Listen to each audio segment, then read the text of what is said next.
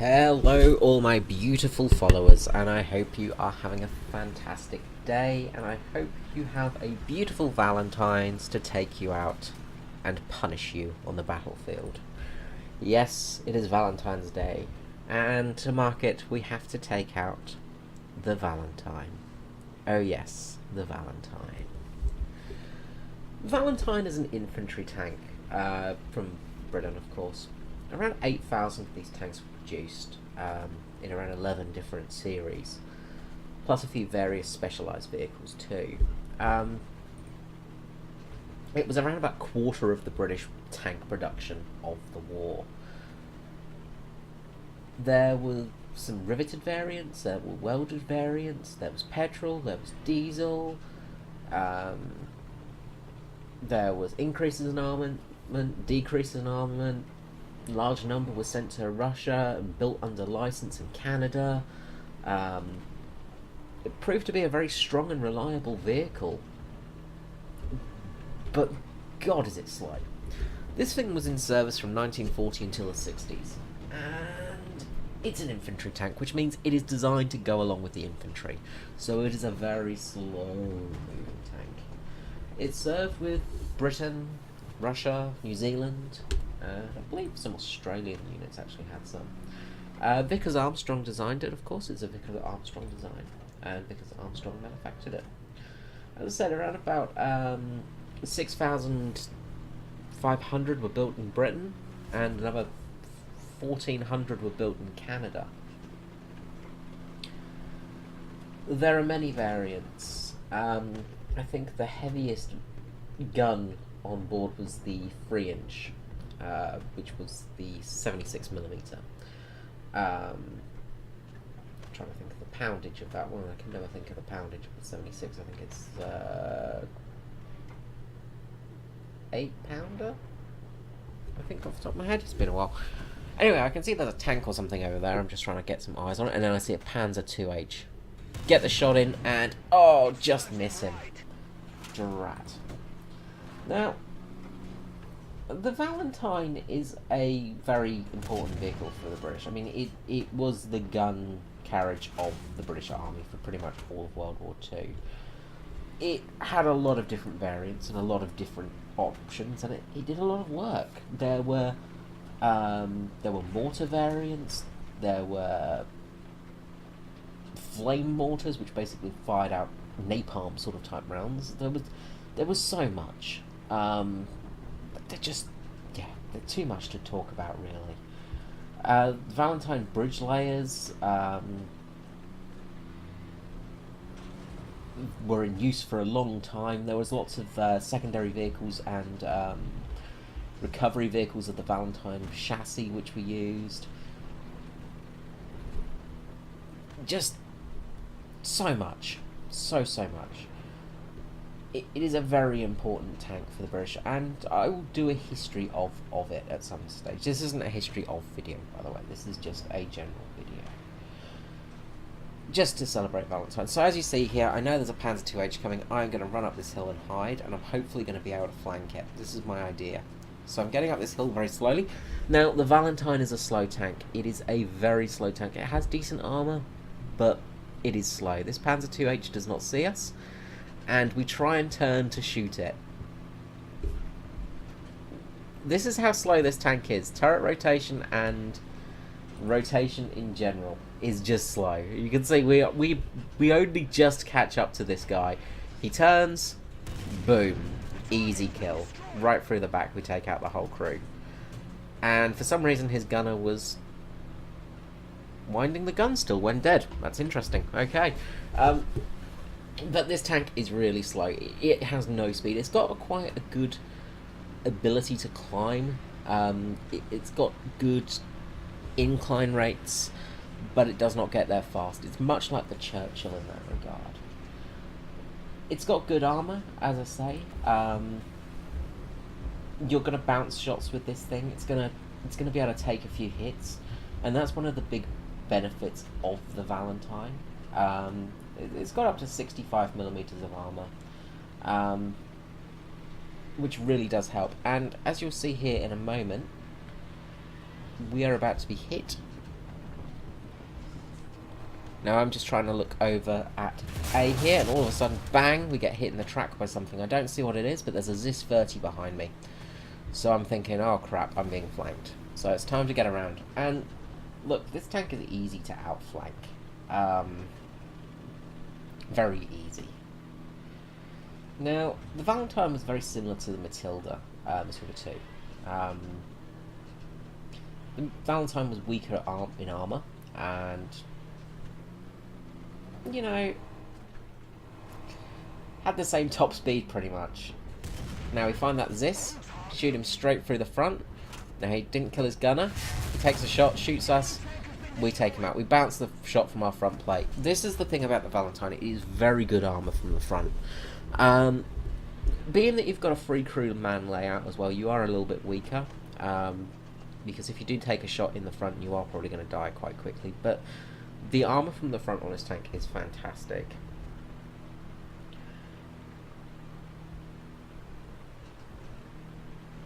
Its biggest weakness, though, is the speed. However, since the buff of AP armour, it's actually become somewhat usable again. Speed is still bad. Speed is still terrible.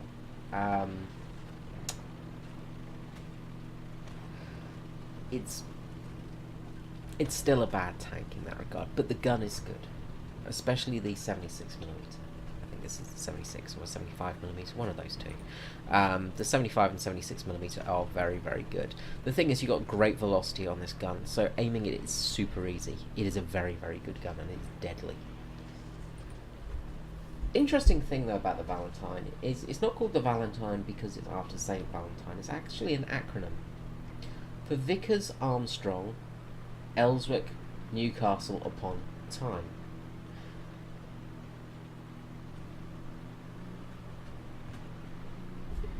The most common explanation as to why it got this name is it was just an in-house code word used by Vickers to signify the tank. It was just its code name, used in the factory of Vickers Armstrong. I believe David Fletcher is the one that comes up with that idea, but it's interesting because it wasn't actually... It's an acronym. It's not called the Valentine because of Valentine's Day or Saint Valentine or anything like that. It is just purely an acronym for it. Now we've lost A, we've got a lot of tanks over there, so I'm thinking I'll just snipe up on this hill, see if I can get any shots in. I'm trying to spot any targets at the moment, because we look like we're going well. There is a T-50 that I could possibly have got a shot at if I could see it, but it's a bit hard at this position. I was hoping I could see some shots firing out, and that's what I'm looking for here, just any shots coming out. The T-50s over there are my main sort of targets, but unfortunately we're going to start losing tanks in a moment, and this is where the Valentine really starts to suffer, because we've got a great gun on us, we've got a fantastic shell, we can really do some damage if we spot anything. The trouble is spotting things from this position because of the trees. Now I could have turned my quality down, I suppose. I might have had a bit of a better chance by spotting them through the trees if I was using ultra low quality, but no, we don't do that on this channel. So we're looking around, seeing if we can spot any gunshots. A's being capped, and we are starting to hemorrhage players now. We are losing a lot of players quickly. It's sort of around this time I start thinking I'm going to have to actually start going towards A to start capping it, because we've got no real heavy tanks left in the area. We're really running out of vehicles. I'm still trying to spot over there, see if I can get any hits. And I see some shots firing out from that T-50, and you'll see, I'll just start aiming in a minute, because I see some movement, and I see some smoke and things like that. Now I'm a little bit off, as you can see. I can't just get that shot properly on it, but I sort of know where it is, even though I can't see it. So I'm just waiting for it to fire. It fires again. Let's just see in free camera there. So we shoot over here. So would we have had a chance to hit it? We're a little bit short, so that was just a tiny bit short. A little bit higher, we could have possibly hit that guy. So we just missed out there a little bit. It's awkward because if I could knock that tree down, I could have got that guy. Looking over at A's being decapped. I'm still trying to shoot that T-50. Still trying to look out for any enemy tanks as well, and trying to keep us from being flanked as well. The enemy Stug actually had a fantastic game, really well played by the Stug player. So looking around, still trying to see if I can spot anything. There's nothing there. And now I'm trying to think of a way to get down as well, because it's all very well getting the Valentine up here, but getting it down is a little bit trickier. Now, Valentines were what's called a infantry tank. And what an infantry tank is basically designed to go with the infantry.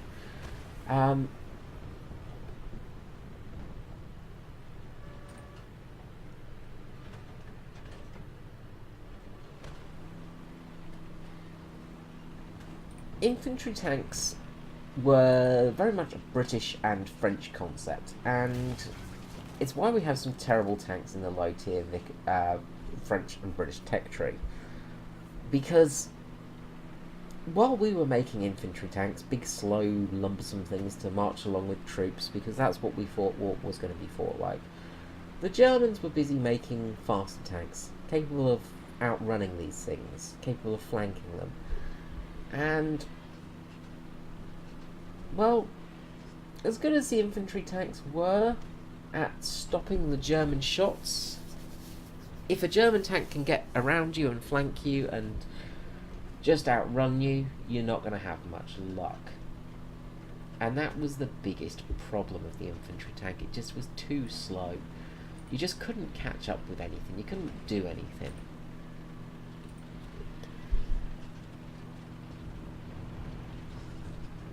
It really does affect this tank, and it honestly does kill it. Now, this tank doesn't have any engine upgrades, so again, it's a bit slower than normal. I'm keeping an eye out. I'm just trying to spot any targets. I've got up on this hill for a bit of a snipe as well, and I'm going to go down in a moment. Unfortunately, I think it's clear. The descent from this hill, that is. I don't look down properly. I sort of glance down, I don't see anything, but there is a giant rock in the way. And so now I've got to get over this rock. The limited bit of extra speed that I could have gotten from that little descent was ruined by a rock. I almost got up to, 7 miles per hour in this beast. And that's pretty good in a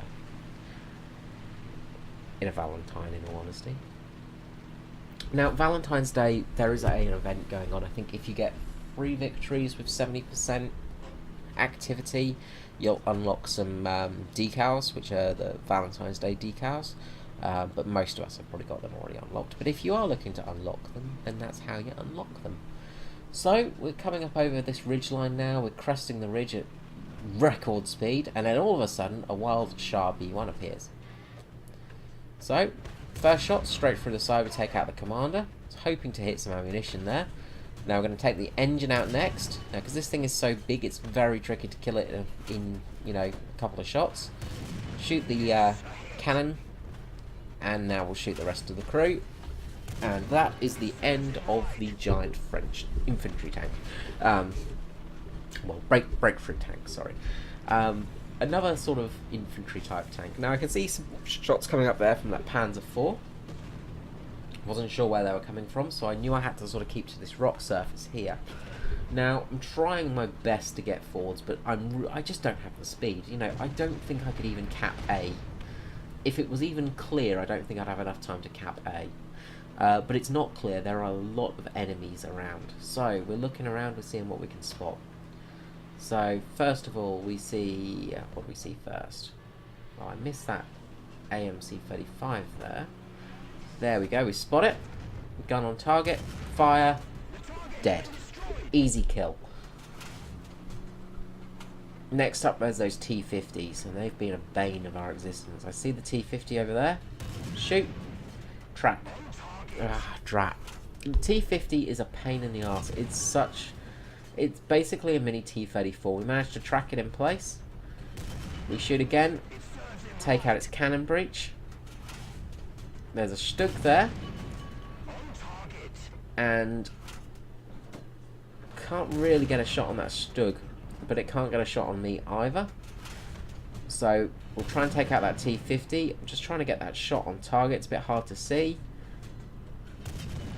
Beautiful. End of the T50.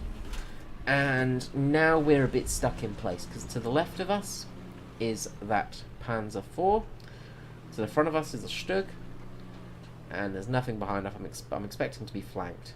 And to the right of us is a T50. We're pretty much buggered here, and we do not have the time to get to A, because the Valentine is just far too slow. And that is the end of the game, really. From here, nothing really happens. End up with 5 kills. Get the final strike. Get some decent rewards. But that's about it, really. So let's just head back to the hangar. And let's just have a quick look at the Valentines on this special day. And as I said, I do hope you have a Valentine to huddle up to and have a good day. Maybe get some nice flowers and some roses. So there are 3 different Valentines. There are 3 different Valentines we get in the game. We get the Mark 1 and the Mark... I can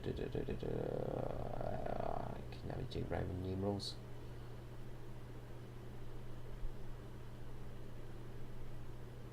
Seven, I think? 7 or 8?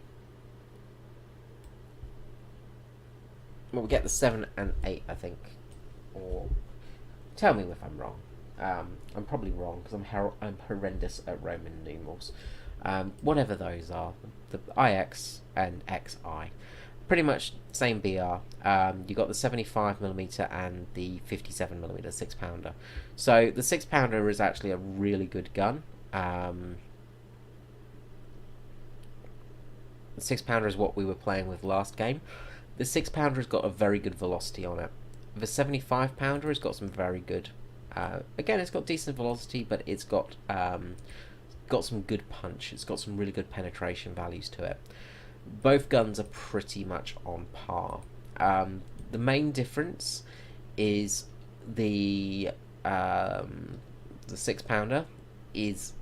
I think it's a slightly better tank in honesty, just because of it's got slightly better armor values, and also the shot is just a little bit better. It has that velocity. The velocity is king on this thing. It is a really nice gun to use. Very, very underestimated gun. Armor-wise, you've got some fantastic turret armor. Your turret armor is very, very strong on this tank. It's welded turret armor as well. The front armor, again, is very good. Because it is sloped, it is very trolly. You do tend to bounce a lot of shots on this thing. With the later version, again, it's still got good turret armor. The main thing on this thing is it has got fantastic turret armor. The middle section here is a little bit of a weak spot, and also if you do get shot on the top here as well, you can get penetrated sometimes. The commander's cupola there, cupola, sorry, is a little bit of a weak point, but it is a bit of a hard shot to get to. Usually you will get shot in this section here, and these are where you penetrate, but front on the Valentine is pretty beastly. Side on, not so much. You do still have some good armor. You can sort of angle it as well and get some really good armor values. But from the back, again, it is quite weak. But the turret is still very strong. That's the thing. From the side, the turret is probably... The weakest point on this turret is from the side, but from the back and front, this turret is very strong. The Mark 1 is a little bit weaker though. It still has that amazing turret. The thing with the Mark 1 though is it's a much lower profile. If we look at the tanks, we can see there is a slight profile difference between them, and this is again why I like the Mark, whatever this is, the Mark IX, but the 6-pounder version of the gun, just because the tank is a little bit lower profile. No matter what, they're all slow, but again, the 6-pounder has a faster reload. As I said, in my mind, it's a better tank. It's a better vehicle. They're both 3.0 though, so you can take both of them out, and they both do very well. The Mark 1 is still an okay tank. The 40-pounder though is very, very weak. It's got a very good rate of fire, but the 40-pounder is a really bad gun.